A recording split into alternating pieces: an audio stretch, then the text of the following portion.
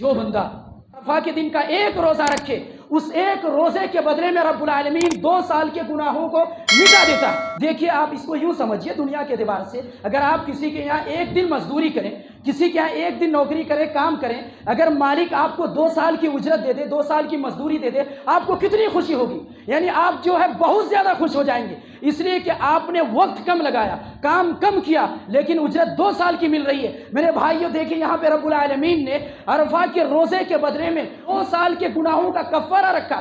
دلیل نبی اکرم صلی اللہ علیہ وسلم فرماتے ہیں، سنن ترمذی کی صحیح روایت ہے، حدیث نمبر 749749، آپ صلی اللہ علیہ وسلم نے فرمایا صیام یوم عرفہ انی احتسب علی اللہ ان یکفر السنہ التي قبلہ والسنۃ التي بعدہ۔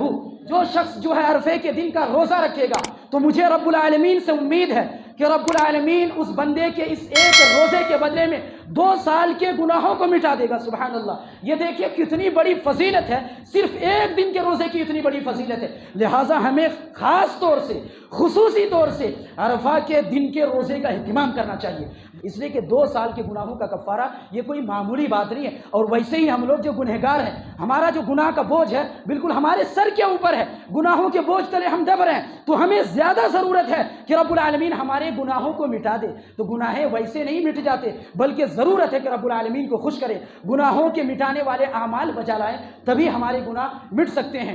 تو اس حدیث کی روشنی میں جو پیغام دینا چاہتا ہوں کہ عرفہ کا روزہ رکھنا 2 سال کے گناہوں کا کفارہ ہے۔ سب آپ کے ذہن میں یہ سوال پیدا ہو سکتا ہے، بھائی ہم نے تو پچھلے ماضی میں یعنی پچھلے سال جو گناہ کیا اس کی تو بات سمجھ میں آتی ہے کہ روزہ رکھ لیں گے تو وہ گناہ مٹ جائیں گے، لیکن اگلا سال تو آیا بھی نہیں، شروع بھی نہیں ہوا، اور ہم نے تو گناہ بھی نہیں کیا، بھئی اگلا سال ملا بھی نہیں، پھر بھی نبی صلی اللہ علیہ وسلم نے کہا اگلے سال کے گناہوں کا کفارہ۔ کیا مطلب ہے؟ اس کا مطلب یہ ہے کہ رب العالمین اس بندے کو آئندہ سال کے گناہوں سے بچا لے گا۔